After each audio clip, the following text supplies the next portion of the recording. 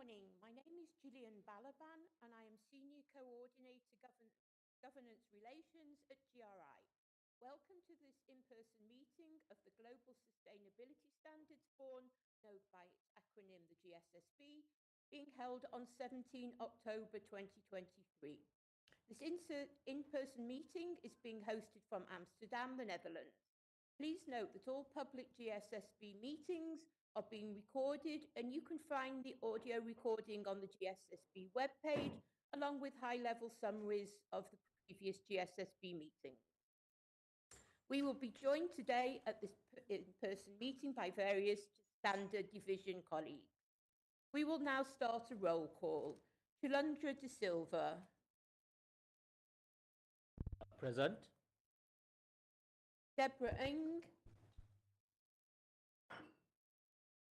Galia Tsunkova. Present. Gangacharan Sharma. Jeff Robertson. Present. Jennifer Prinzing. Present. Joseph Martin. Present. Peter Colley. Present. Thank you. Vincent Kong. And GSSB Chair Carol Adams. Present. Thank you. GSSB members Anna Nefedova and Corley LaRue sent their apologies, and GSSB members Kim Schumacher and Laura Dana will join shortly. I will now hand over to the Chair, Carol Adams, to start the meeting. Good morning, and it is a real pleasure to be here with you all in person, this time in Amsterdam. Thank you very much for coming. The first item we have on the agenda is to look at the draft summary of our online meeting held in September. Can I ask if there are any comments on that online summary? Okay, can we approve the summary of the online September meeting? Okay, thank you. That's taken as approved. So the next part of this session this morning then is to hear from you all about the key developments or the key things that you think we need to know about and perhaps discuss in more detail later in a private session that are happening either within your region, within your stakeholder constituency, and so on, that you want to convey. From my side, I've been talking with GRI technical staff. We've had the chair of the supervisory board join a couple of meetings with regulators and standard setters, both global and national standard setters. Also, I've been talking with investors and investor organizations and partners of Big Four consulting firms. The key messages that I have been giving to regulators and standard setters are that significant impacts are important to investors and that you can't get a complete identification of the risks to investors of an entity unless you have identified those significant impacts, because significant impacts create issues for natural resources and relationships, for example, that the organization depends on, and the cumulative impacts of many organizations over time also create risks for the organization. So these are things that we have all discussed and agreed over the last few months and that we are committed to working on. I've also conveyed to regulators and standard setters that GRI, the technical team, the standards team, led by Bastian here, Chief Standards Officer, is ready to assist national and regional standard setters, as we have recently with EFRAG and in the past with others, such as in India, for example. And also conveyed that we think the assurance of processes is really important particularly the assurance of the process of determining significant impacts of an organisation. The key messages that I've had back from investors, investor organisations and Big Four firms is that impacts are important, stakeholders are important, and the Big Four advisory processes start with the identification of significant impacts. And that's the sort of advisory processes for sustainability reporting and getting from the impacts to the risks and what's financially material. We'll discuss all of that later in a private session. We're also discussing later the work that we've agreed to do on how you go from these significant impacts to identifying the risks, opportunities, and what's financially material. So I will leave that there at this point, and I'd like to hear from GSSB members, what's happening on your region that we can build on later in our private discussions. I'll start with Chalendra. So I've been having some discussions with various companies, heads of accounting bodies in Sri Lanka, and GRI South Asia also had this recent event with the Colombo Stock Exchange, where we spoke about the reporting landscapes. So during the sessions, Carol, what came out was that impact reporting is definitely the start point. I think, like you mentioned, one of the Big Four partners were also there, and what she also mentioned was that GRI impact materiality is the start point, and then you go on to other reporting frameworks. And that's, I think, at least in Colombo, it's well established that you can't do sustainability without impact reporting. That sustainability is meeting the needs of the present without compromising the needs of future ability to meet their own needs. And obviously that definition itself comes from impact materiality and a multitude of stakeholders rather than a single stakeholder group. However, having said that, the concerns that some of the accounting bodies had in their mind was the reporting burden. So how much would we have to do? Do we have to align to several different reporting frameworks? And so I think the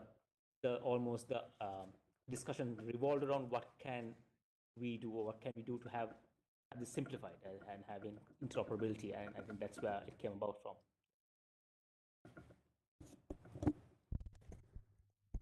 Thank you. And Jeff? Yeah, sure. Mics are a little bit mysterious. Okay, perfect. So yeah, I can provide a couple updates from the Canadian side. Over the course of the summer, the CSSB, the Canadian Sustainability Standards Board, became operational. Their role is really to interpret the ISSB standards for the Canadian context and kind of support their rollout. Our securities regulator, the CSA, has actually released a set of proposed climate disclosures back in 2021, but they were even less stringent than the ISSB climate disclosures. Like they didn't require scenario analysis, and I think they didn't even require reporting on emissions as long as the reporter kind of gave a reason not to.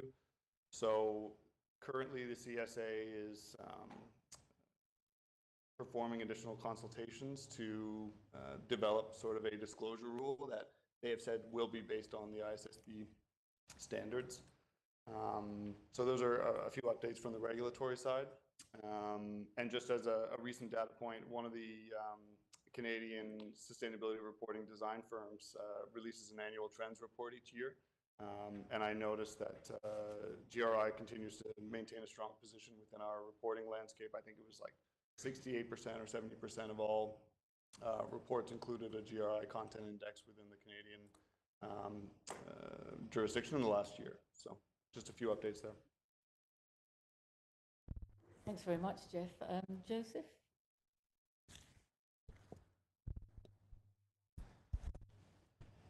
Yeah, so in India, I think it is, we would call it as an inflection point at this point of time. Last 12 to 13 years, Indian regulatory system had evolved, starting with the BRR reporting to BRSR reporting. And all this reporting was actually based on a national guideline on responsible business conduct. And if you read that responsible business conduct, impacts are mentioned 66 times. It's a 57 pages document. So every page impacts are mentioned. And the responsibility of managing the impact is actually given to the board of directors in that document. And the expectation is that companies has to come out and report based on the framework, BRSR framework, which is very prescriptive, like a table kind of thing. The more important development that happened this year was for the top 150 companies among the top 1,000, because top 1,000 is actually covered by the mandatory BRSR reporting. From next year onwards, top 150 companies has to go for reasonable assurance on core BRSR indicators, which are like about 9 indicators, which includes carbon waste, water, and child labor, and all those indicators. So together, this is actually giving a lot of pressure to the corporates from a regulatory front. The response from the corporates also, because some of the reporting requirements from the regulators, like value chain reporting. So the regulation is talking about, you have to report on the core indicators from your supplier side and the customer side for cumulative 75% of the spend or the revenue, which is a bit of very challenging kind of reporting requirement, which corporates are trying to find out what is the best way to do it. The third important thing is what we see in the market, the capacity to do a quality sustainability report is very much low at this point of time. So from a GRI perspective, there is a huge opportunity there to build the capacity, because the GRI certified training has been recognized as one of the most important certifications. There is a huge opportunity there. The second thing is influencing the ecosystem. GRI is already in the forefront. Continuing the efforts to influence the ecosystem, that will actually give GRI standards a lot of visibility in the market. Thank you very much, Joseph. Peter. Oh. Sure. Ganga. Yeah. Okay. So in what Martin said, India, if you see as a country from a political point of view, and if we see the development of policies triggered by the government, by governance, you see the G20 summit where there is a commitment to reduce by say 43% GHG, which is latest development. We are having around 7,000 odd company listed, and the pace the government are taking decisions, it is quite likely that all the listed companies are going to report on ESG performance. Number one.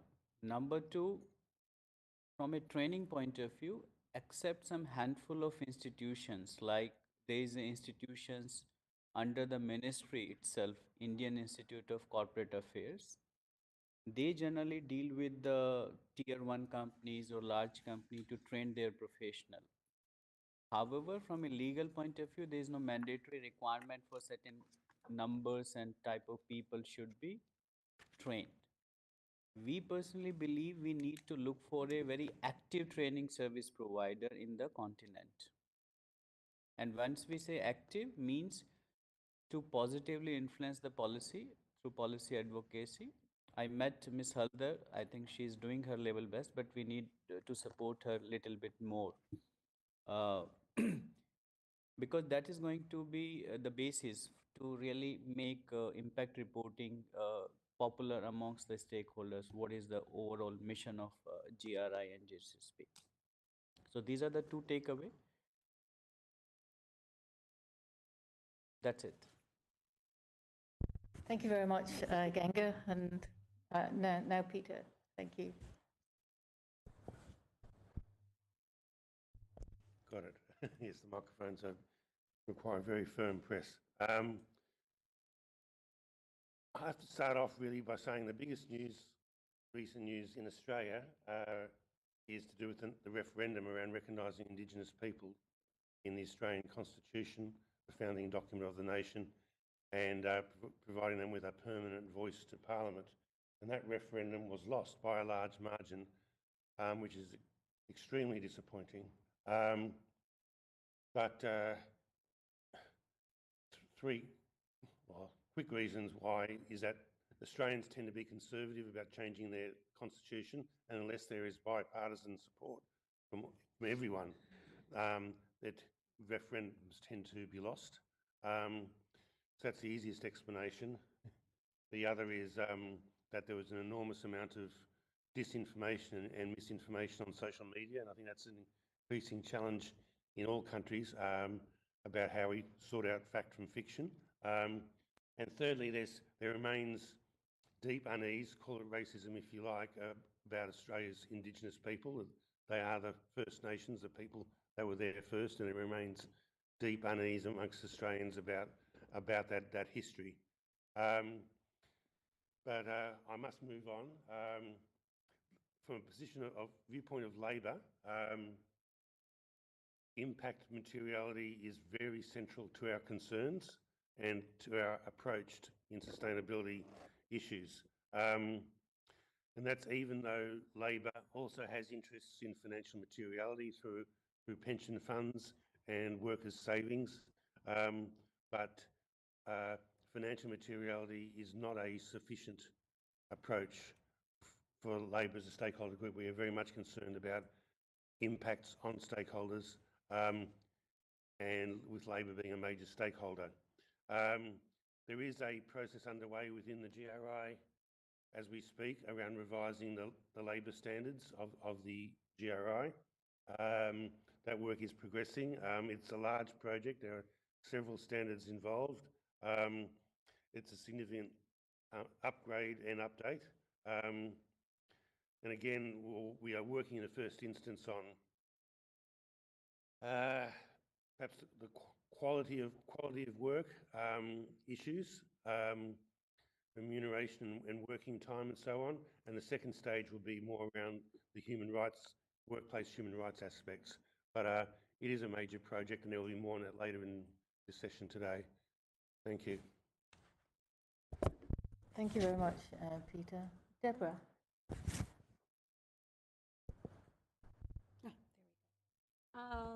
So I guess I'll report about the US, even though I am based in Canada, but I do work for a US firm. But I think the headlines in the US is really all the ESG backlash that's coming in many of the states and at the state level.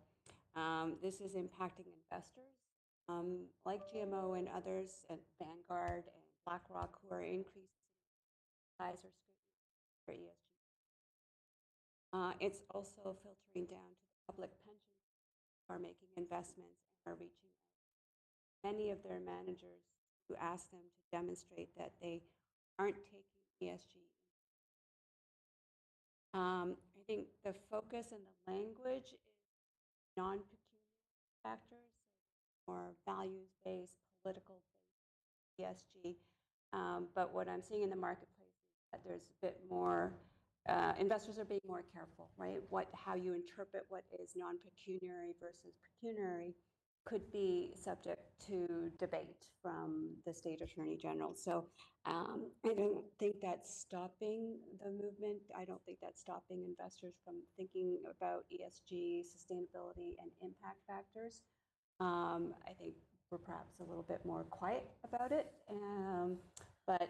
So the movement underneath all of that backlash I think, is continuing, and we're just hoping we get past this point in the U.S. And I think all investors really do feel that, you know, if it's not material today, it's going to be material tomorrow. These are factors that you do need to consider as investors who have a fiduciary duty to clients and stakeholders. So that's really the focus in the U.S.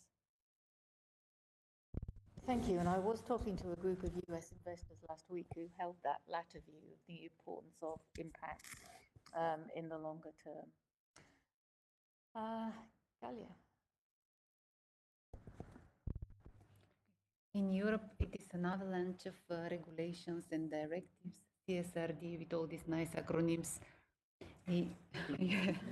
ESRS, EU taxonomy, due diligence directive, deforestation directive.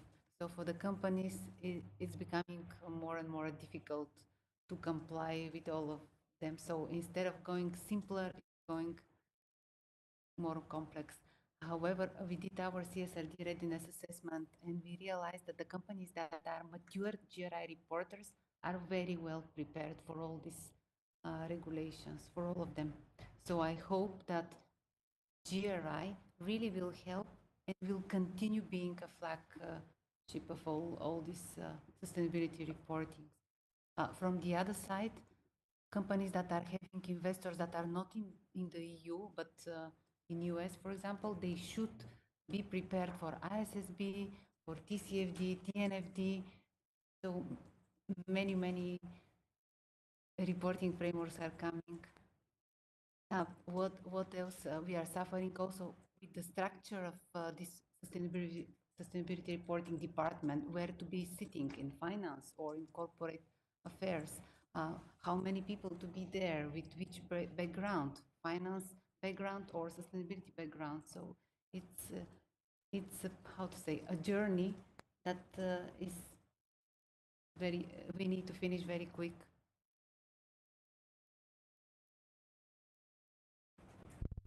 Thank you very much, Galia. And Julia. Yes, thank you. So I totally agree with Galia, because in Europe we are living this kind of low soup, I think, in this moment, because we have many input about that.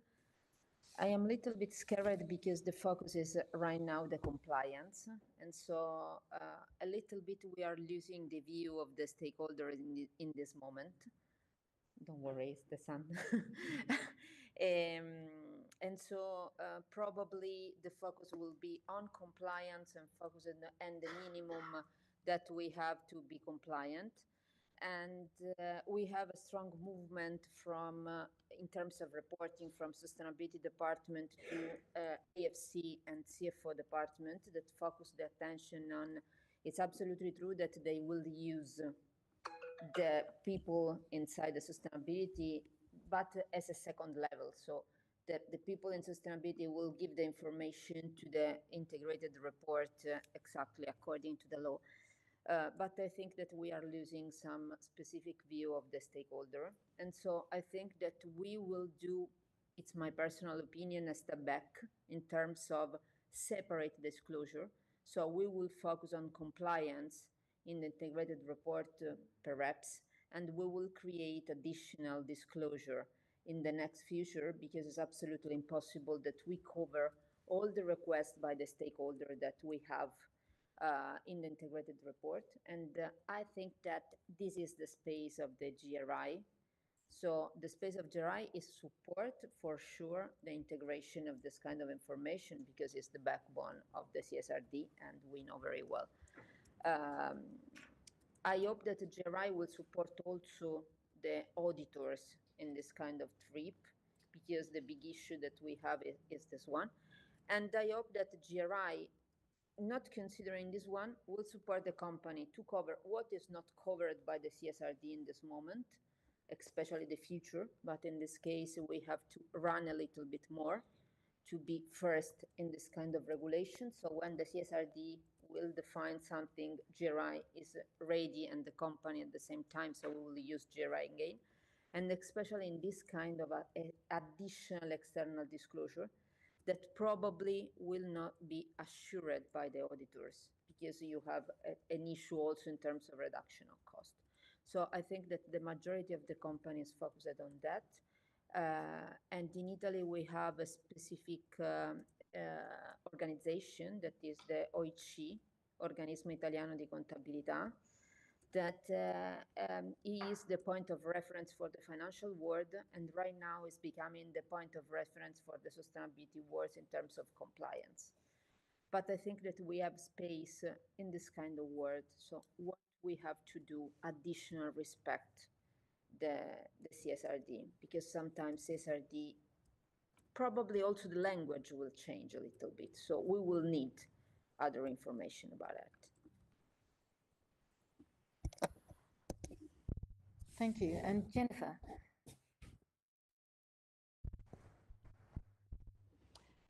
Yes, so from in the US and a business perspective, agree with a number of these comments. But I would say the rise of the mandatory regulated disclosures, we don't know for sure when or what the SEC will come out with, but the CSRD is very much impacting large US companies and getting a lot of attention, and individual states are beginning to make their own requirements. News out of California just in the past weeks.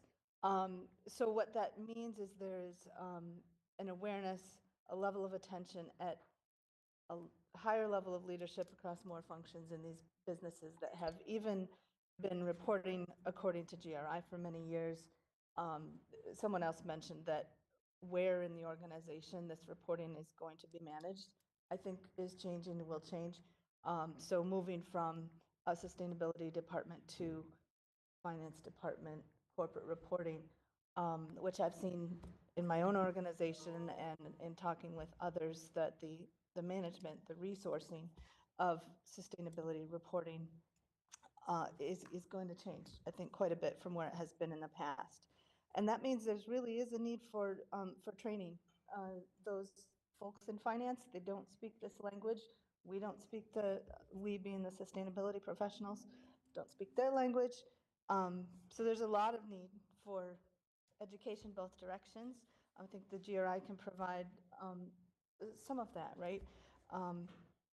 And that's going to be important as we all try to meet these requirements. We're even trying to figure out what is our responsibility in terms of the scope of the reporting as a US corporation to CSRD, for example. So we're all looking to the big four. We're getting information out of them almost daily, but trying to absorb that, trying to come to agreement on what it all really means. A very big concern about resourcing the effort to be compliant with this regulation, I think, is going to be a topic over the coming years in large US enterprises. The other piece that I think comes along with more regulated reporting is our need to support our customers in their reporting. So there's a great deal of effort in how do we do data exchange between ourselves and our customers in this space. And that's going to be something, again, that needs to be resourced, that needs tools that don't exist today. And I think in terms of the GRI, those of us that are mature GRI reporters, those new functions that are coming in are asking, where does the GRI fit in this? It's voluntary. I have to do this mandatory. How is it aligned? So the more that GRI can use its position as sort of the established standard and how it fits and how it enables the rest of these requirements, I think will be valuable to both the GRI and those who are using it. I think that's all. Thank you very much, Jennifer. And Vincent?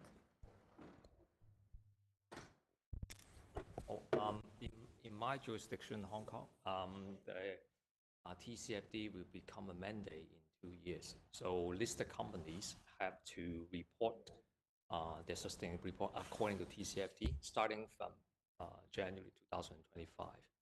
And I heard many listed companies is kind of a worry about what's going to happen, because this is quite high level and most of them are just beginning to do the analysis and things like that. And secondly, they kind of like the IFRS S1, S2 become a package. Like if you need to become a mandate of TCFD, S1, S2 will be expected in the coming along.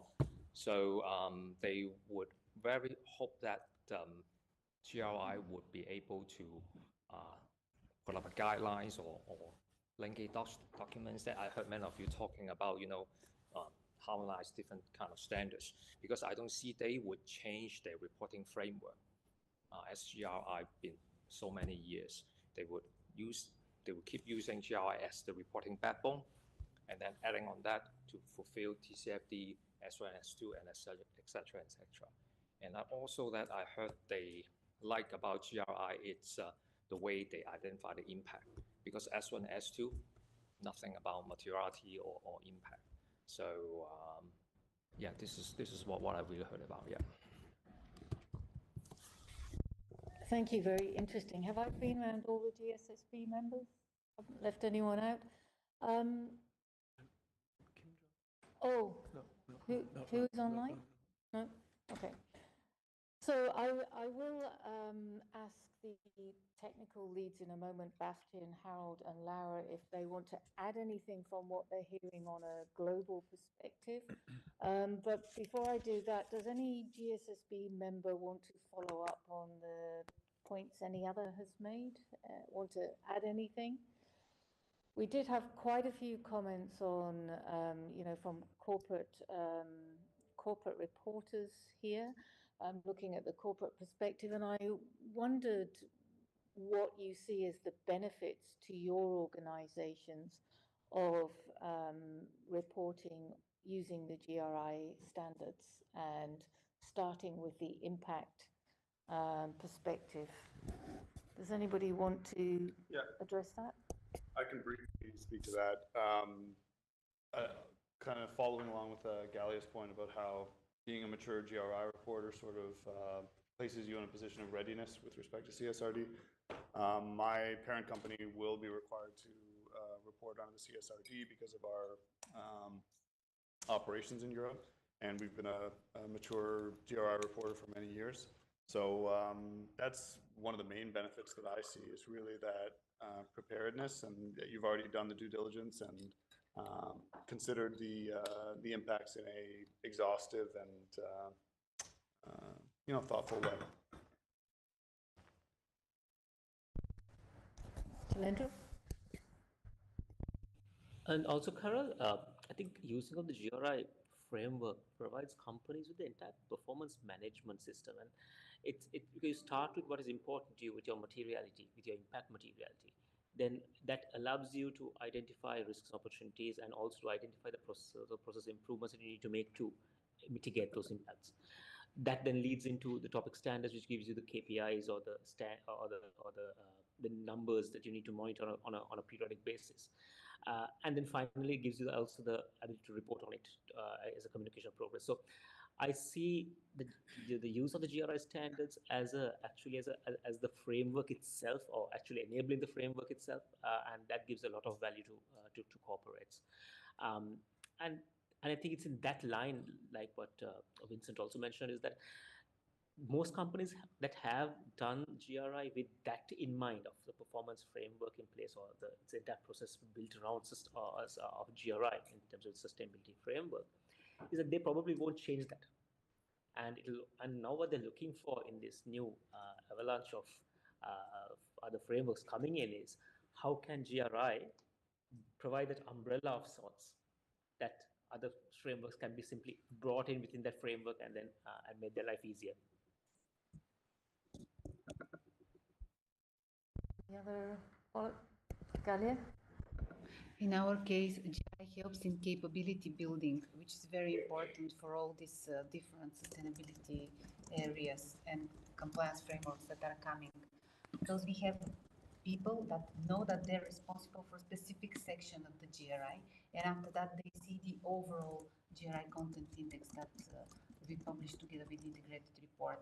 So these people are aware because of the GRI knowledge that they have, and because of the GRI reporting. And after that, they become like ambassadors in their own department for sustainability matters. We have great people in risk department, in procurement department, that build their capabilities thanks to the GRI. Thank you very much. Joseph? Yeah, just to add to what Chulendra and Kalia told. GRI has evolved as a very solid body of knowledge. if somebody wants to do sustainability non-financial reporting, what is the approach to be taken, which is, I believe, which is very clearly elucidated in the GRI standards. Not only in the current standards, I think the previous documents which GRI had created, the webinars, the entire knowledge base that is created by GRI over a period of 25 years, that's a valuable repository of knowledge for, especially from an educational perspective. Second, from a capacity building perspective, not only for corporates, for regulators, for investors. It's a great body of knowledge. And we have that kind of an impact, of enabling that process within the ecosystem. Thank you, Joseph. And Jennifer. Yeah, I would completely agree with the statements that those who have been reporting using GRI are extremely well prepared for the wide range of mandatory reporting coming. And that's evident to those of us who've been using GRI, but I don't know that it's as evident to those other functions within corporates. And we run a bit of risk that they say, now that we have the CSRD, doesn't it replace the GRI? So I think from a GRI standpoint, the more that we can continue to emphasize the usefulness of the GRI in this whole framework, the better off we'll be, because there is that risk that they will say, well, why do we need GRI if we have new mandatory reporting? Thank you very much. And I think it's all about being able to manage the impacts, that the GRI standards facilitate that management of impacts, the governance oversight of that management, the integration into strategy and remuneration policies, for example, are all ways of creating that change towards our purpose of facilitating a transition to sustainable development. Julia. I would like only to stress the message that of before, because it's exactly the same thing. So the people that worked in the last year on the GRI are really well prepared to the new CSRD. But right now we have many new people that is starting right now working on sustainability, and they see only the compliance. They see only CSRD. They don't know GRI. Because they say, yes, GRI is considered by the CSRD. So the most important thing of the GRI are inside of the CSRD. It's the clear message that we receive inside the company by the other function.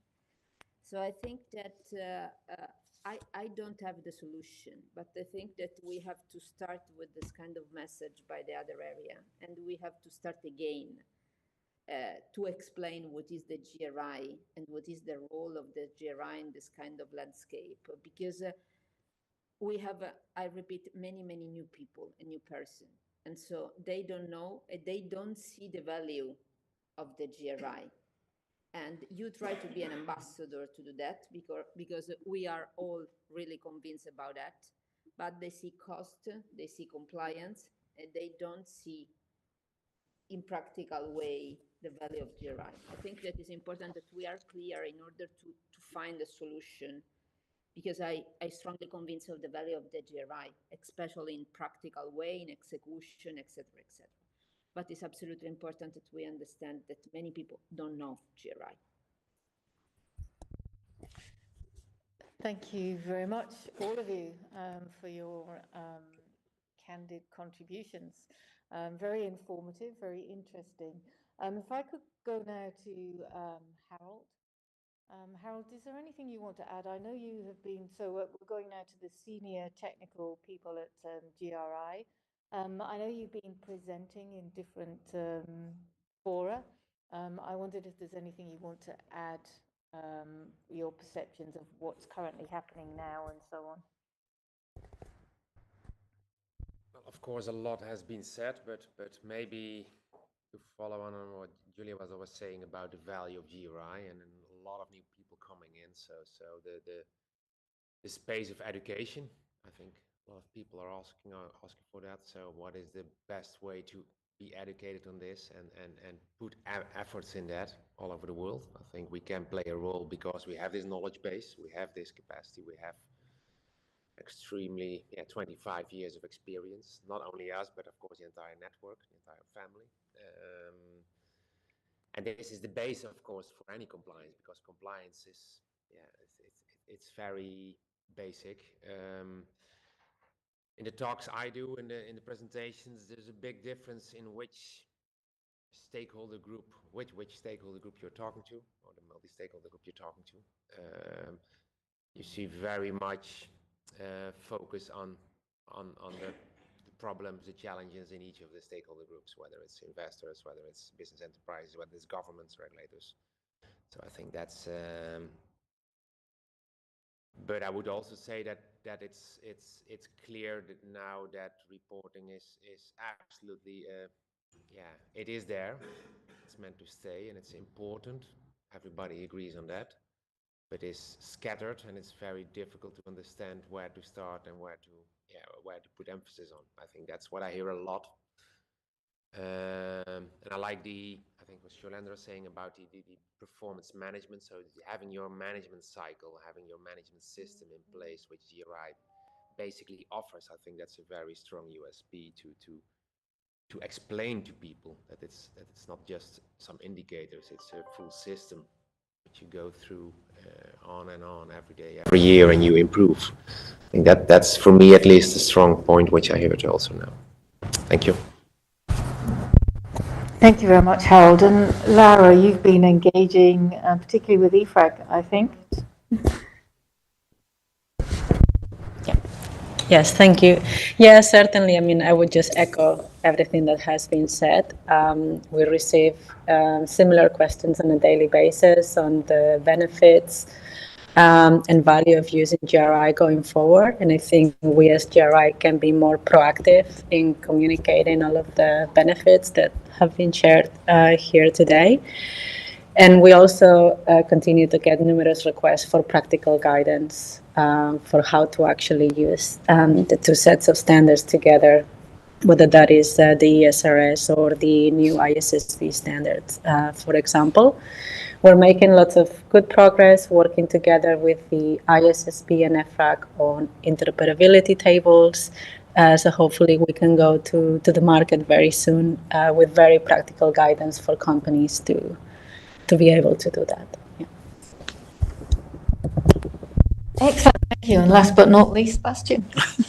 Yeah, so I think what I can reflect on maybe a bit is for GRI overall, we certainly see all the developments that you've been highlighting.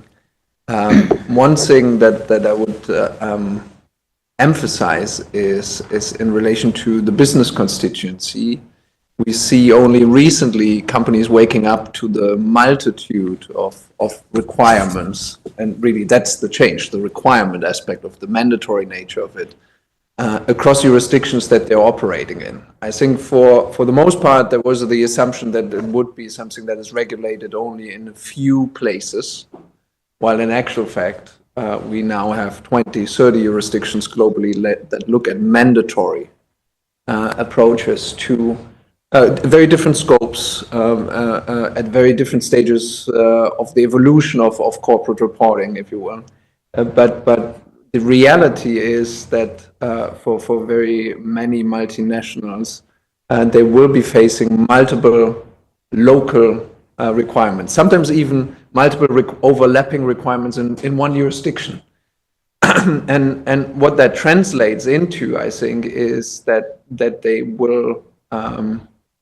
I think in recent conversations, what I heard quite often is that what they have faced in terms of information requests of rankers and raters in the past, a multitude of overlapping requests that they had to service, they now see also happening on the regulatory side, and it is a reality.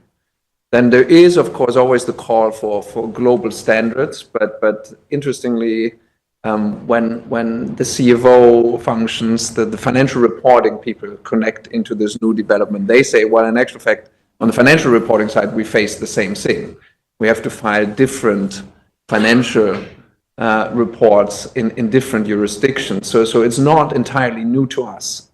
But to establish GI, I think it was mentioned really GI as the backbone of this activity, to have one set of information that you could service evolving mandatory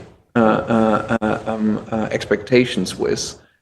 There is more that we can do about this, and I think the point about educating audiences that come to this with a compliance mindset, who are new to sustainability reporting and are not aware of 25 years of work that has been done by GI and others in the space, that is where we have to catch up quickly and actually enable access to all the knowledge that has been created.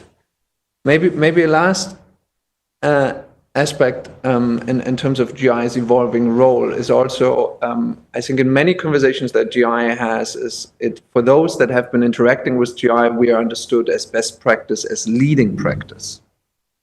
And at the same time, we have now regulatory developments like the one in the EU that is actually firmly building on what we consider at this point leading practice. So staying always also one step ahead of regulatory processes that will necessarily take a bit more time than what we can do is probably key for GI to retain that status as a reference point for different developments. And the case study that is building around the ESRS, where for the impact side we've been inspiring what has been galvanized into regulation, that is something that we need to carry to other regulators, because through that mechanism we should be able to demonstrate that there is actually a common set of information. Depending on scope of regulation, some will only go for climate initially, but if we can demonstrate that those reporters that have done GI reporting, that have done CDP reporting in the past, that they are well prepared, and we can extrapolate that learning to other issue areas, that's probably where GI can position itself successfully. Maybe I take the opportunity to also bridge in the general into the general update from the standards division. I think Laura was mentioning that we face a lot of inquiries and questions coming from the network on how the GI standards connect into these different developments. And if I had to isolate one work package that we are faced with on the technical level that we probably underestimated, that will be the number of linkage documents, not only in relation to the global evolving landscape, so the ISB, but also all the regulatory developments that you've been mentioning. So being swift in actually understanding how we influence regulatory processes while they're still unfolding, but at the same time also supporting the companies that have been using GI to understand quickly how they can actually respond to a regulatory requirement in the different jurisdictions that they're operating. And that will be enabled at first probably through the infamous linkage documents, which are still PDF-based and arguably sometimes a bit hard to consume for the practitioner. But the work that we do on the taxonomy that we will also discuss during that meeting will be very, very important, because if we move to a space where GI is indeed the backbone for the collection of certain pieces of information, and you then understand in a digital format how you connect into jurisdictional developments, that's probably where we can really help the practitioner, that they understand there is information already in-house, which needs to probably be transposed and slightly modified. That's not entirely a new thing. I think that's happening a lot in terms of information provision in the ESG and sustainability space already.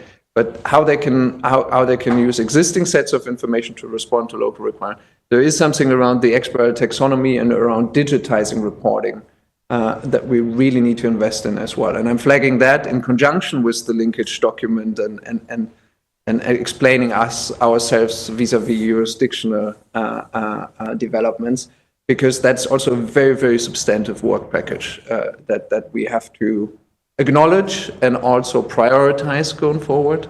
and that we will have to judge between priorities that we set for ourselves for evolving and adding more standards to our portfolio in the short run, and focusing on these systemic contributions for practitioners to that the GI can still support them in their reporting journey in a constructive way. Thank you. So is that your update finished? I have one more point on research, but maybe we want to close. Close this, yeah. So thank you all very much for your contributions there. I think it is really very helpful to hear from you all and hear what you are experiencing in your own areas. Very useful information for GRI and for the strategy, and we'll make sure that the supervisory board members are aware that we've had this discussion, and hopefully it will feed into some strategic thinking. And certainly I know Christina is very interested to listen to this recording and thinking about how to improve communication. So thank you for that. Back to Bastian. Yes. What I wanted to reflect on briefly is against the backdrop of all the expectations towards GI. As you know, we've been trying to ramp up capacity on the staff side for all the technical work. And earlier in the year, we had discussions about how realistic it is to add a significant number, basically doubling the capacity that we have in standard setting in the short and medium term. While we still struggle on recruiting some positions, and we overall actually are now seeing traction in terms of our hiring efforts. So what you will see also during this meeting is that we're able to reconfirm many of the things that we have discussed for the work program, just with the sheer fact that we now have the capacity in-house. Of course, we see that it takes probably 4 to 6 months until colleagues become operational in our structure, understand the processes, but we found a good way of immersing them in how we work when they join the organization, and specifically the standards division. And I would like to say at this point in time, we see actually quite a change in terms of what the carrying capacity of the standards division, in terms of assuming new projects and also starting projects basically running. We're reflecting in the last meetings and also in the upcoming meetings, for example, on the climate-related standard, where we've grouped a number of colleagues that have been with GI for some time with colleagues that have joined recently, and we see that these projects evolve rather quickly in comparison.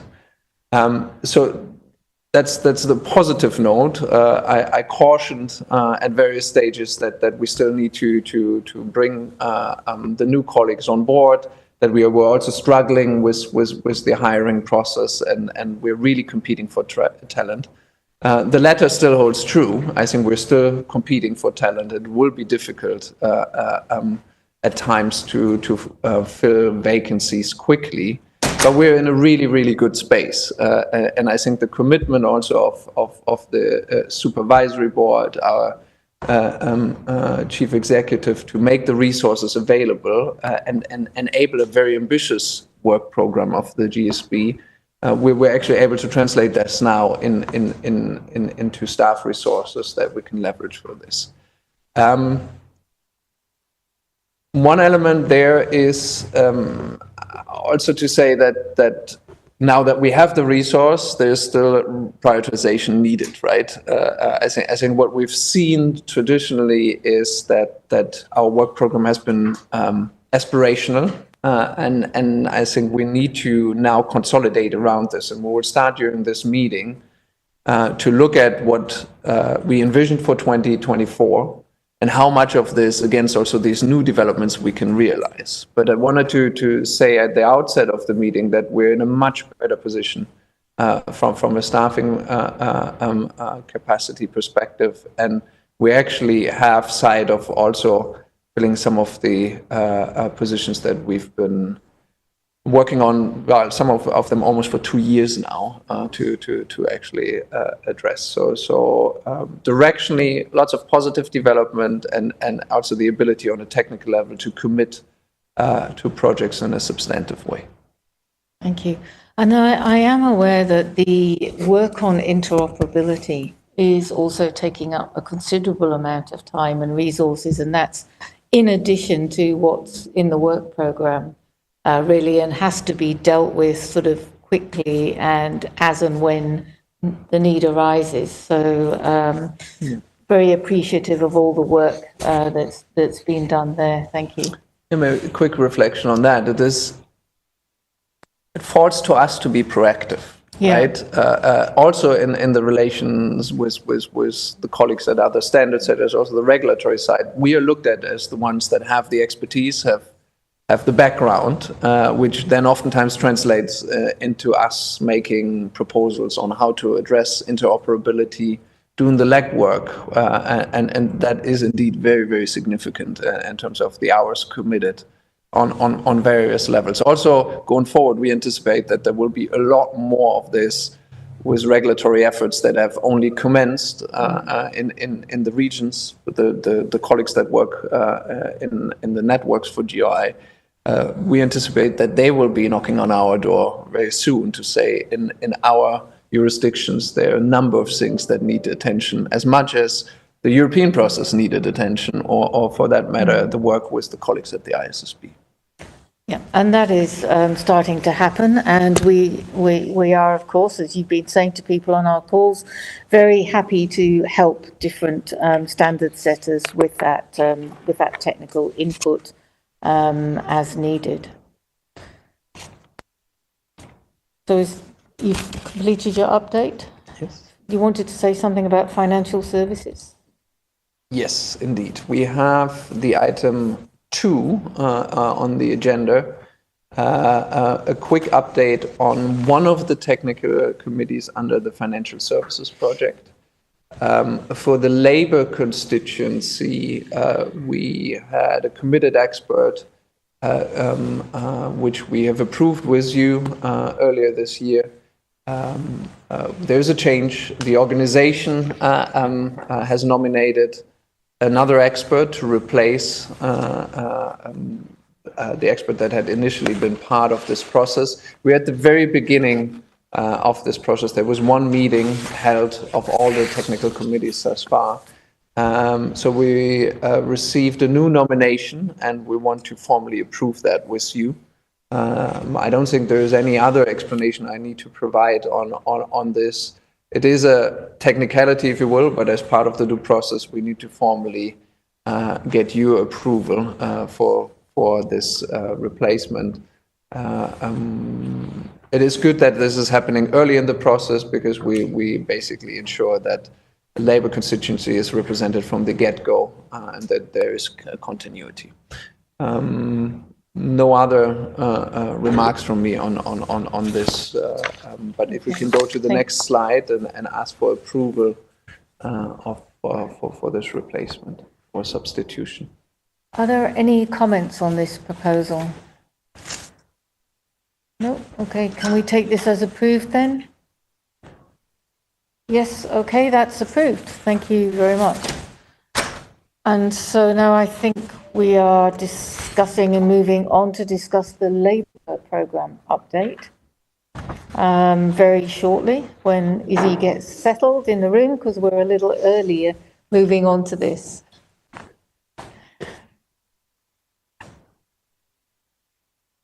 And maybe whilst Izzy is settling, Peter, perhaps you could give your reflections on this update, since you've been involved in it.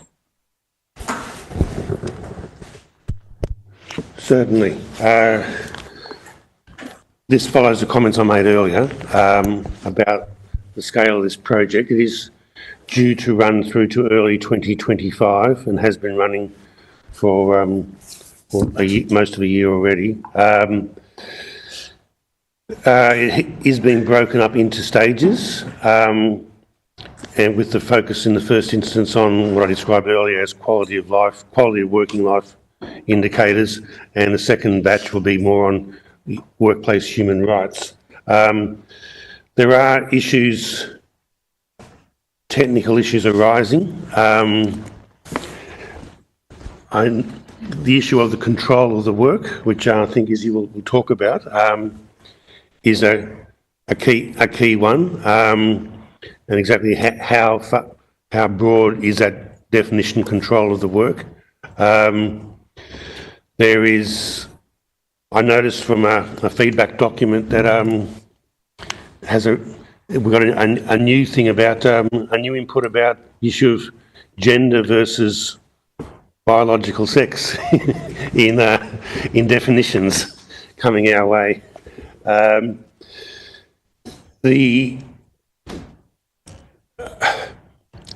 There have been issues about, the level of attendance at technical committee meetings.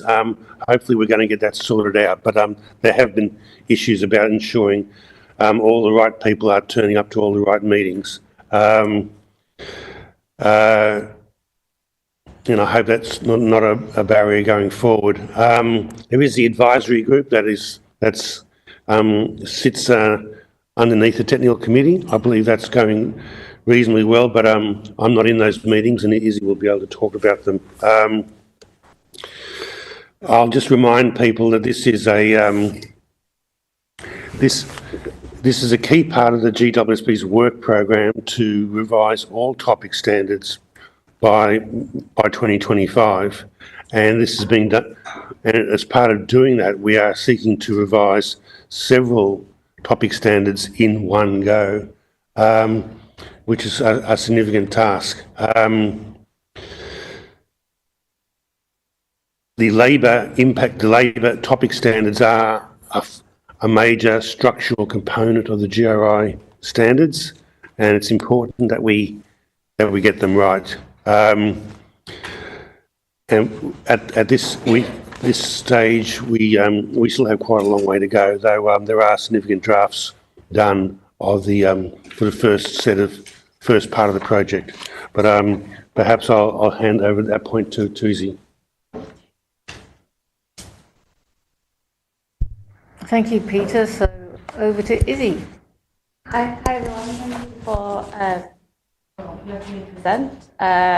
Those that have not met, I'm Izzy Ensor, and I oversee the Labour project. And I just want to give you a few important updates regarding the content and, as Peter mentioned, the control of workers situation. The first good news is that my team has grown substantially since I think we last spoke in March. I've been joined by Tamar, who's overseeing the data and privacy of workers side of the standard. Also Natalia, who's with me full time, as well as Madhu, who's helping me out. So first update. This is the timeline. It's still as it was last time we met. So I'm aiming to get step one of the standards. I'll briefly explain with you by the end of next year. Next year for your review and your proposal for the PCC.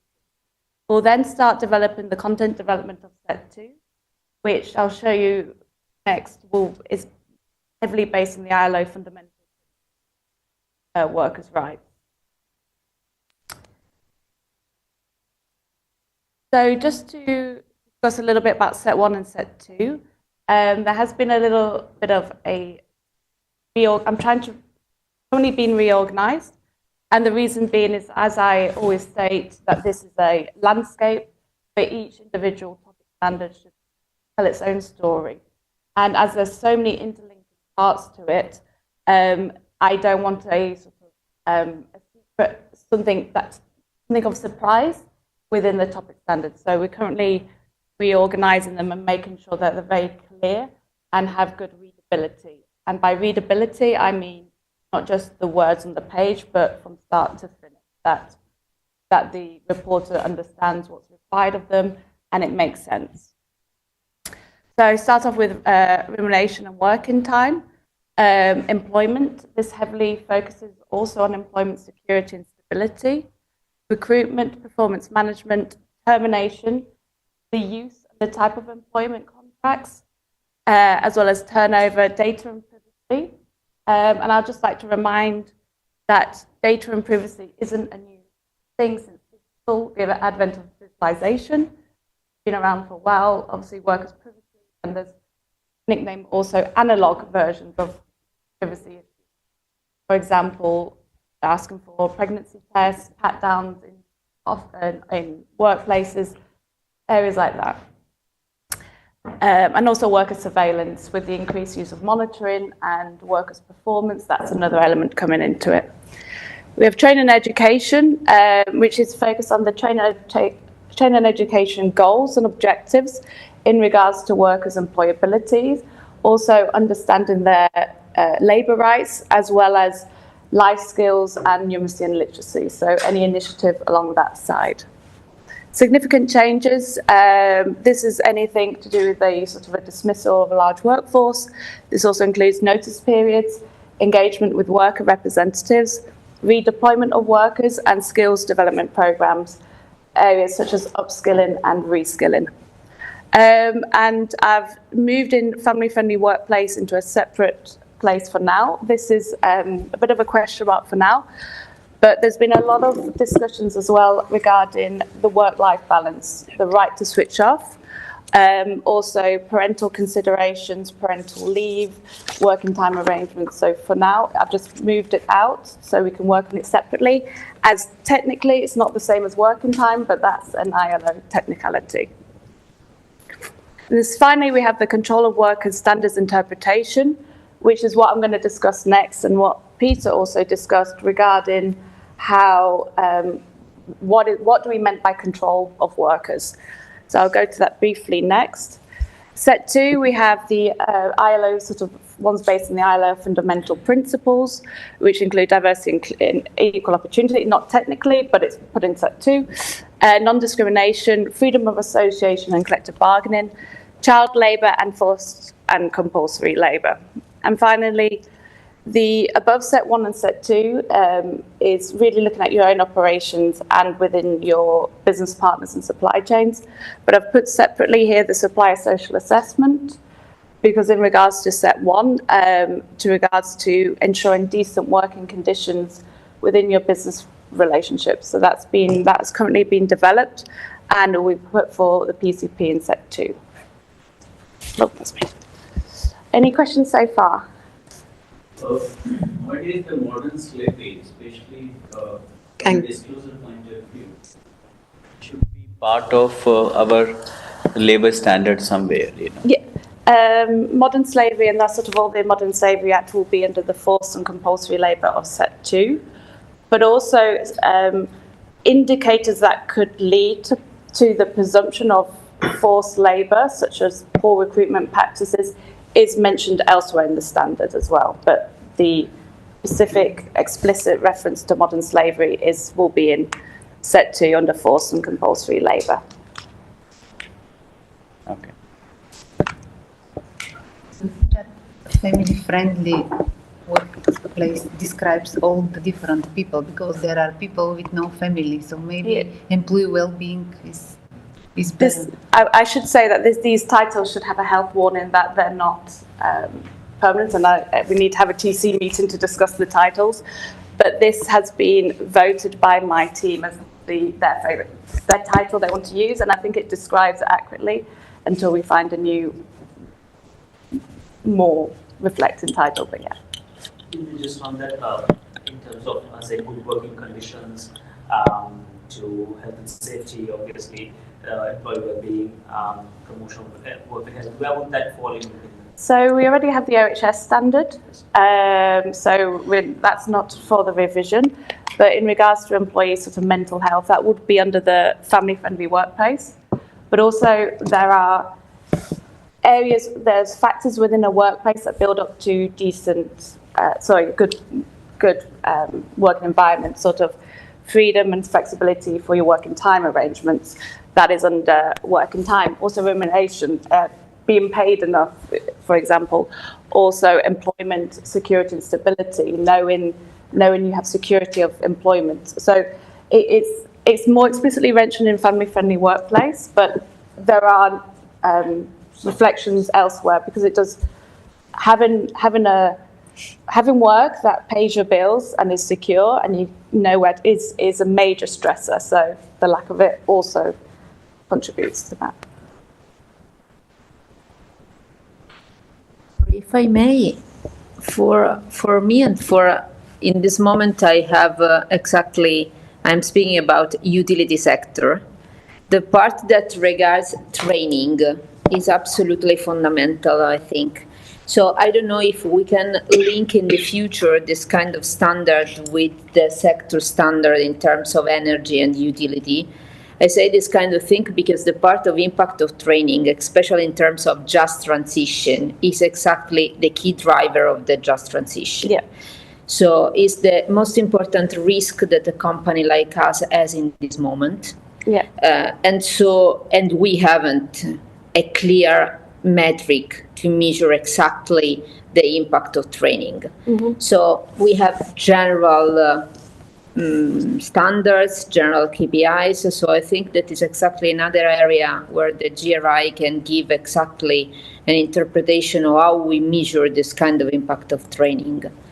So I don't know the real meaning of impact of training in this part, but I think that if we can develop more, this kind of part is really, really important. So, okay, I see Peter wants to respond.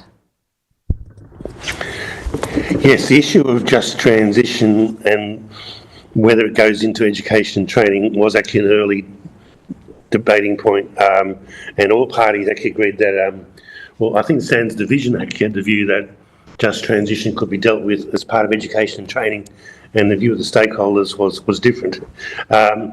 Just transition is a broader issue. What I've noticed, we have drafts, early unofficial drafts of the energy and climate change standards with us for this meeting. There's a significant just transition component within them.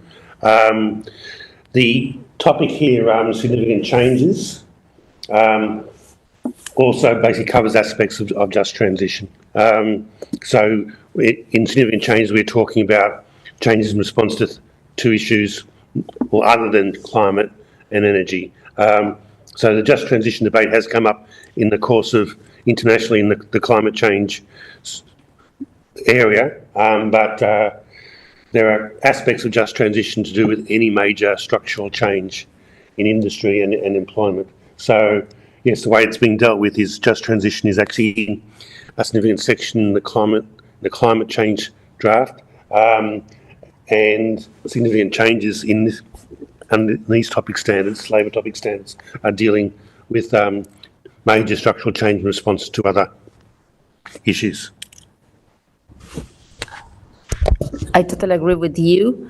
My stress is that, yes, the just transition is a starting point and the meaning is broader respect, this kind of thing is a completely different thing. But consider that in this moment, the process is this one. So you start with the climate change, you have to manage the just transition, you change your business model. When you change your business model, you change a little bit, not only in a simple word, close thermoelectrical power plant and open renewable power plant, you rethink all the business model. And so you need new skills about that. So it's a starting point is just transition, but we have to do another step about that. And so I think that if we have an opportunity to present the value of the training that we put in place, not only in terms of just transition, I repeat the starting point, is an important thing. And in this moment, we have an open space on this kind of thing because we don't have clear metrics in terms of training. We speak normally about the number of hours of training, and I don't think that right now it's the correct indicator, because especially with the online training, the number is possible that is reducing because we have a different way.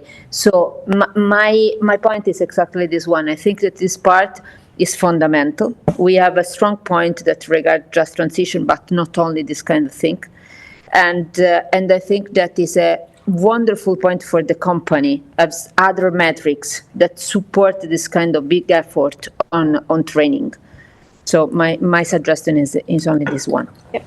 Could I'd just like to say the training education as we have here is for business as usual.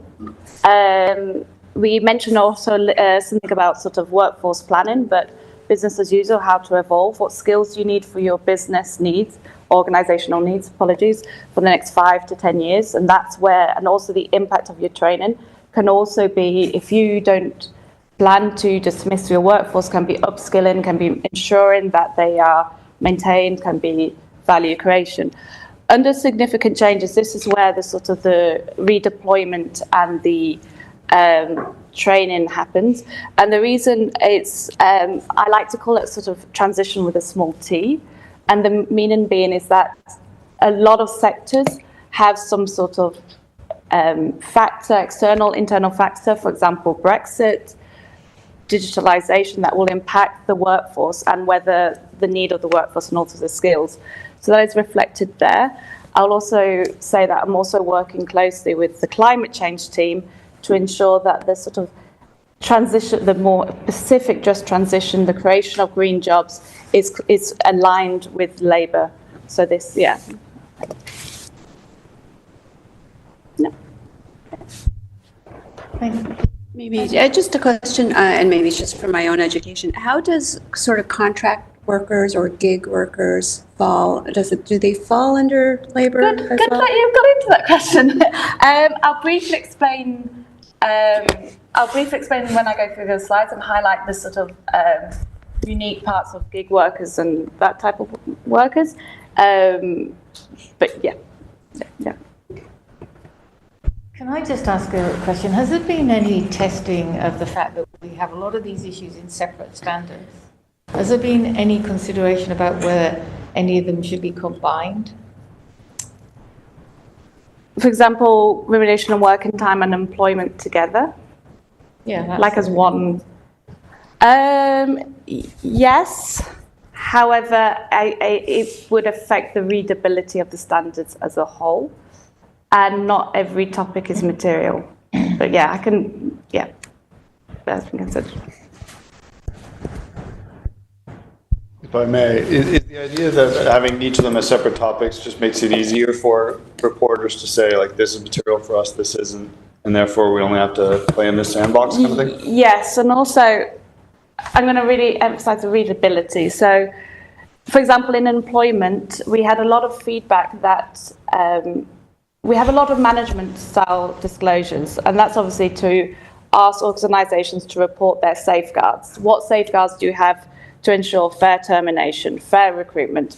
We can't, asking for numbers, I think will be difficult to get that information. I don't think organizations will be willing to disclose. So it means those sort of safeguards are in the management section. What happens as you kind of read through it is that different issues come about and then they get repeated towards the end, and that we found that created a lot of confusion and it kind of lost the poignancy of how a GRI standard is constructed. So, yeah. Thank you. Yeah. In labor, the legal compliance.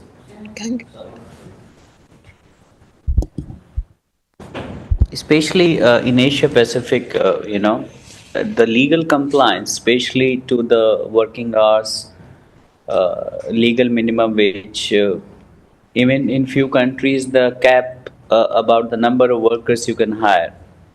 And it also goes up to the contract management. So for a reader, legal compliance is, and disclosures, legal disclosures under the labor section, is it a should we make it as a separate subtopic, or do you think it is part and overarching in everything we mention? There are different, so the ILO standards, as we all know, not every country has ratified them. So there isn't a sort of a legal one. There are there are factors, for example, the 40 or the 48-hour working week, which we all recognise, but not every country has put them into their legislation. So that's the first issue regarding that. And secondly, I think it goes to an issue of reporting when you're not compliant with local legislation, and how that would be. But if you're interested, we also can show you the drafts and show you how we're approaching it in this sort of a nuanced manner.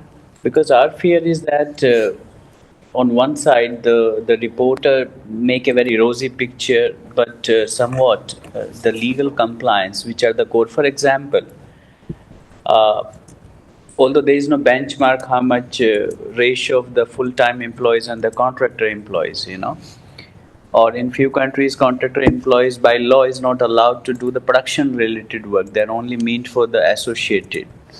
So those are the pain point actually, and we do ask for example, working time for reporting the hours of work, and we do categorise that between employees, different types of employees. So also overtime, and also employees that you may not have a direct employment relationship with, but they are your they're under your control. I know it's not a very harmonized system from a legal point of view in every countries, but as a forward-looking, perspective of the standards. I think that's also a balance we have between adding value to the workers and ensuring the minimum human rights are respected, and there's sort of a balance, especially in set one, that we kind of play with ensuring both. Thank you for the feedback. Thank you. Yes. So this is really an insight, of course, where we are, and it's good to know that it's based on the existing set of almost 10 standards. So it's a huge, it's 1/3 of our labor, of our topic standards. And afterwards, also, I think a lot of these questions, like about compliance and interrelationship and linkage with regulatory frames, but of course, we will start doing that afterwards. We will look at readability, I think, very strongly, but also about avoiding administrative burden. So how does it fit in the indicator space and meta space? So also what Izzy was saying about all these management disclosures, if you have 20 of them, and then at the end of a document, you end up with some matrices that could have a negative effect on the reporting practice. But I think it's where we are now. We're explaining it. We will have to test it with you and with the public. That's where we are, and and trying to cover all the aspects.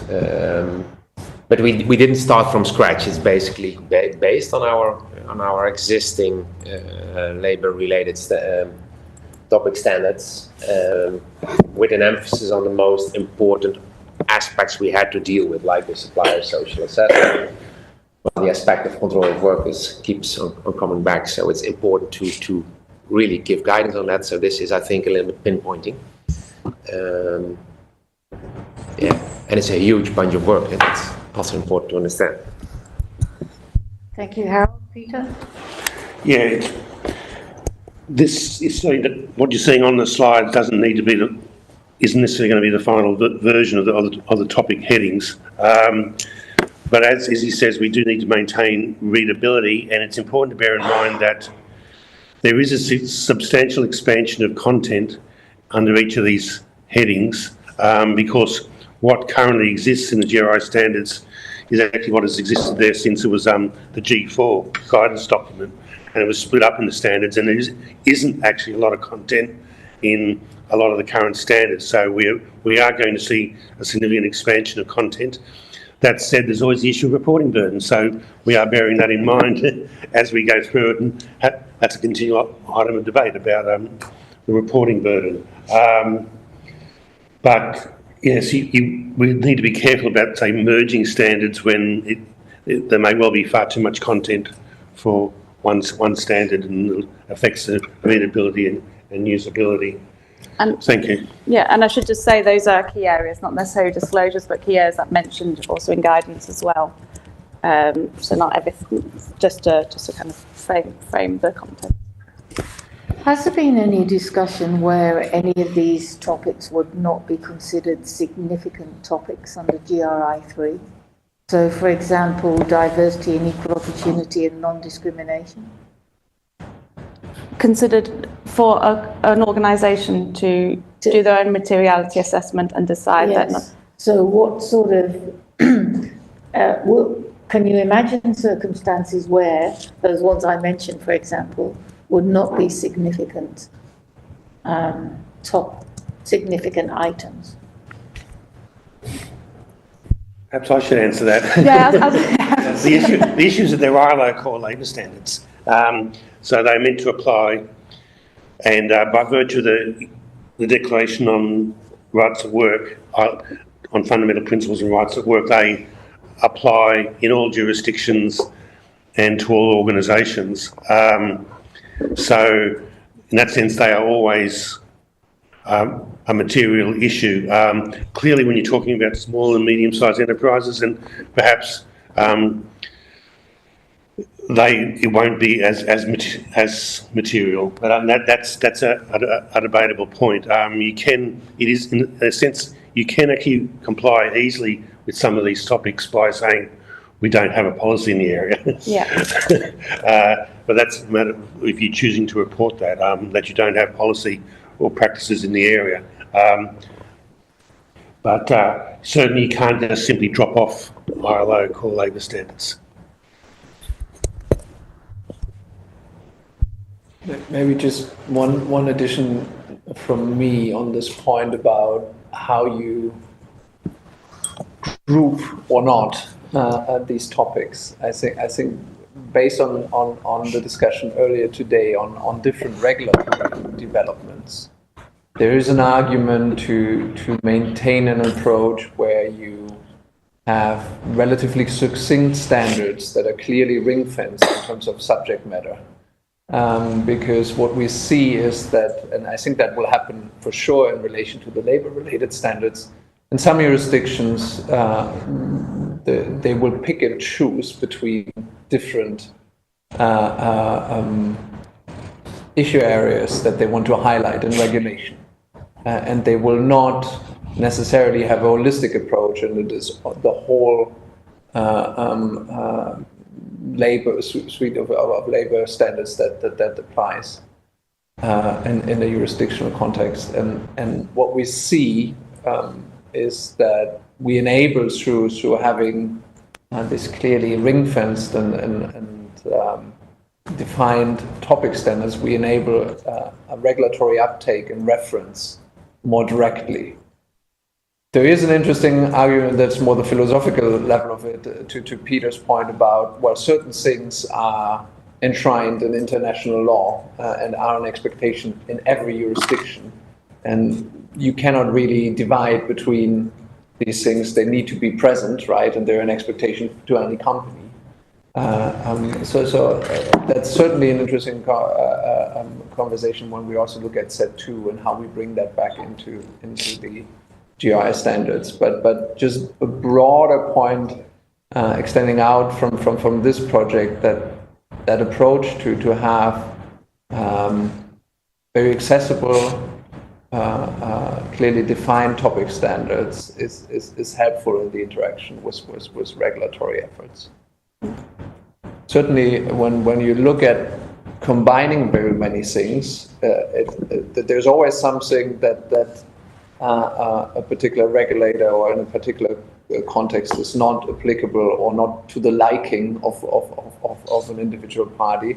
And then you stand, that's a bit the situation we had with everything in the lead up to issuing standards, that we had one big document and it was considered to be overwhelming because it lumped together everything, right? And I think we've countered that development with splitting things out.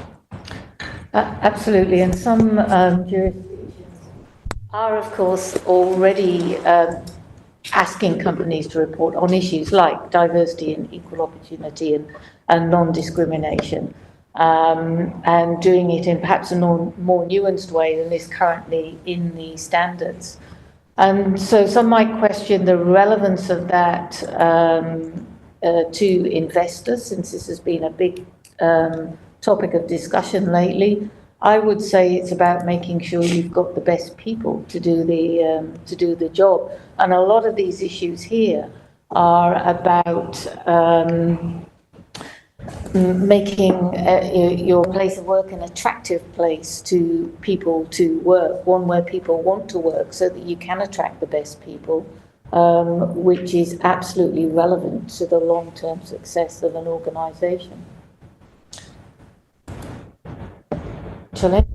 Carol, just on the first question you asked about can companies, for example, drop certain topics off.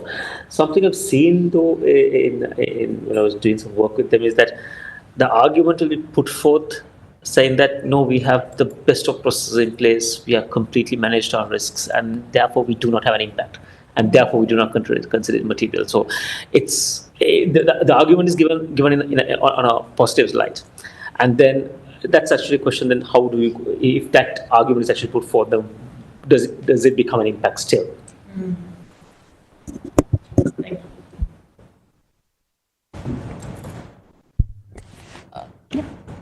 Is he? Yeah, I would want to just present the control of workers. Yep, possible. Great. Thank you for all those questions and input, and I'll see you in a few months' time with something very similar to this, hopefully. So I just want to talk a little bit about non-standardized forms of employment, or diverse forms of employment, which we're calling it in the standard. And that is, in short, anything that's not a full-time permanent employee. So it does also include part-time employees. It also includes non-standardized forms of work, agency workers, zero-hour contracts, freelancers. This is also the gig economy sort of coming in, because in itself, gig economy is not a new form of employment, but I think the means is slightly more unusual. And I would just like to first of all state, and I think this is very important, that non-standardized forms of work aren't inherently bad. There's nothing, they also provide many benefits to the workforce. For example, part-time work allows women to enter the workforce. It allows, students or persons of all to be able to participate in the workforce with the flexibility. However, that's been said, particularly when it's not voluntary, it poses many risks for workers, including lack of access to decent work. This also includes areas such as poor OHS conditions. It also includes, for example, if you're a freelancer, you may not be able to join a union because your contract in itself is not an employee relationship. Lack of stability and security, especially those operating on zero-hour contracts or temporary contracts or contingency contracts where it's one after the other. You are unable to have the security in your workplace. And finally, infringement of fundamental human rights. Again, the right to collective bargaining can often be infringed, and there's sort of other areas as well. And I just kind of wanted to kind of really highlight, like we all sort of know that sort of other type of workers, that aren't necessarily an employee. So I'm going to slowly walk through the area in the GRI 28 that has a bit of confusion over it, but we want to develop a control of workers standard interpretation to provide additional clarity to this part of the standard, which I'm going to mention. And we want to really clarify what is meant by the control of workers, what type of workers are in the scope, and what is meant by instruction as supplier to use certain materials. And that's where I think the confusion comes from. So in GRI 2.7 and 2.8, they ask organizations to give an insight into their relationships with their approach to employment with employees who perform work for the organization, and workers who perform work for the organization but are not defined as employees, but their work is controlled by the organization. So an employee is defined as an individual in an employment relationship with the organization according to law or practice. Okay. Then we move on to workers who are not employees, and they are defined as those who perform work for the organisation but are not in an employment relationship with the organisation. The disclosure requires them to report the number of workers that fall into this category. And here's sort of an important line. The control of work implies the organisation directs the work performed or has some control over the means and methods of performing the work. So there is that sort of, as the ILO recommendations, a subordination and the dependency sort of relationship between them. Further on in the guidance, it describes the type of workers as agency workers, apprenticeships, contractors, home workers, interns, self-employed contractors, subcontractors and volunteers. I think we all can understand the sort of bracket we're talking about. Then later on in the guidance, and this is sort of where it gets a little sticky, it mentions this is an example of workers whose work is controlled. Workers of the organization's suppliers, where the organization instructs the supplier to use particular materials or work methods to manufacture the products or deliver the services. And this is what is providing confusion. The reason being is that the quality of an output, so you as a buyer, your specifications is for what you want as a product. That sort of commercial request is being confused as being you having control of your supplier's workers. And I did a very quick look, about 30 different reporting organizations, all heavy on the supply chain side. And I often find that, for example, in 2.8, they reference their supply chain and the ethical supply chain conduct when they do have internships and contractors available. But so there's a misunderstanding of this. And often it's also cited for admission because there is no data regarding supply chain. So it's just been misunderstood incorrectly. And this kind of poses a risk for us with our labour standards.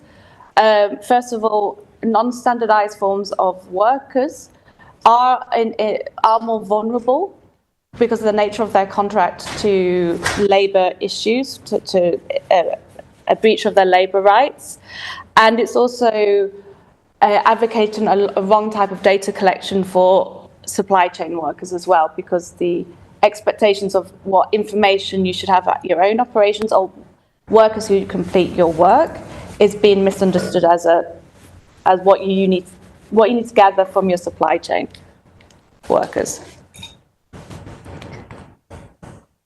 Yeah, so just to repeat, so this the order of the reason for this standard interpretation is to clarify what is meant by control of workers, what type of workers are in the scope, and what is meant by instructing a supplier to use particular output and means of control. We've started to develop this now, and we would like to keep it as a separate document as the first part of the standards to prepare for the public consultation period as well. So that is the sort of the control of workers and the additional document within it. Any questions? Okay. Maybe to how it will look in the end, but maybe also, Laura, normally the idea is that it would be as an annex to the GRI 2, where it will be as the interpretative standards interpretation as part of this GRI 2, just to explain it a little bit, but it has to go through the entire DPP, due process protocol. Few companies, okay, few companies in relation to this control of supply chain workers, they established a grievance mechanism or hotline. And I think in a labor, grievance is very important part of, so somewhat we have to justify its applicability in the whole set of standards. That could be one of the established and meaningful way to exercise controls, and controls not in one way, it's also provide accessibility to the supply chain. And what we see in some of the global companies, they have a hotline not only for their own employees but also the supply chain workers. Yeah, definitely. Yeah. We're working on also the supply chain, the standard for supply chain workers as well. So we'll keep that, make sure grievance mechanisms and ways to reach out for help is included. Yeah. Because basically that would be the very strong indicator of the impact and effectiveness of whatever we talk about. Yeah. You know. Thank you. Thank you, and thank you very much. Please. If I may, on one thing. So I think that this kind of document of interpretation is fundamental, because I think that is a tricky part, especially for global companies that work around. We have always to put the attention on the cost to implement this kind of standards, because for a company having all the information, especially for the part of volunteer and subcontractors, is not an easy task. I totally agree with Ganga, because sometimes you define standards and you give rules to your subcontractors, but you haven't all the information that you need to report. And you use the grievance mechanism as a mechanism to verify if you have defined correctly your rules. So sometimes it's not easy to have all the information that we require in this kind of standards. So it's important that we are aware about that, because especially for the volunteer, especially for the subcontractors, it's not easy. So I don't know if the interpretation, we can give some advice about that. So I just wanted to sort of clarify, there's sort of 3 types of workers the labour standard looks into as you as a reporting organisation. There's first of all your employees, which you should have that information in your payroll records. Second is workers who you control, which could be within your own operations. But so, again, there should be some data available regarding agency workers, which agency workers you use, which volunteers you have in your premises, etc. And then there's a third type of workers, and that's workers of your supply chain. So you have you have a commercial relationship, but you don't have a employee relationship.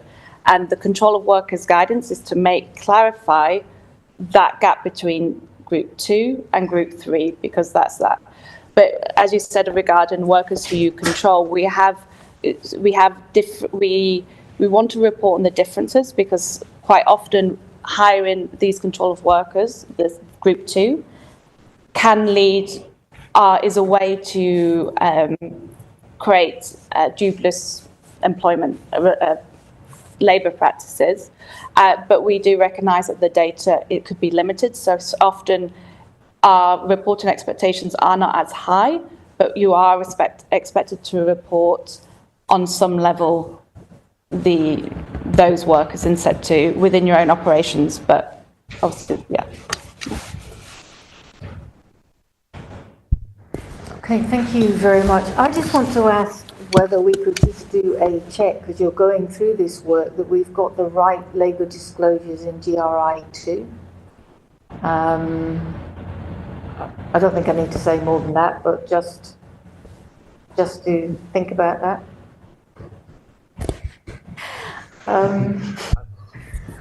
Bastian will point out the due process aspects of this. There was a lot. The way that the technical committee is approaching its work is that, we are not revising GRI 2. That has been subject to a long-term, a major revision quite recently, and is considered to be bedded down. It would be a huge exercise to reopen GRI 2. So we're not. But what he's suggesting here about this interpretive guidance is to clarify a bit of GRI 2, which is causing confusion. So we're seeking to be addressed by interpretive guidance rather than reopening GRI 2. Okay, good. Thank you. So thank you very much for that, Izzy. We are finished a bit ahead of time, and we'd like to come back a little early as well, so that we can have a discussion prior to our guest in the private session. So the next public session commences at 1 p.m. Amsterdam European time, in which we'll be discussing the update to the GRI 3 guidance that we decided that we would do at our last meeting. But for now, we're on a break until 10:35 for our 50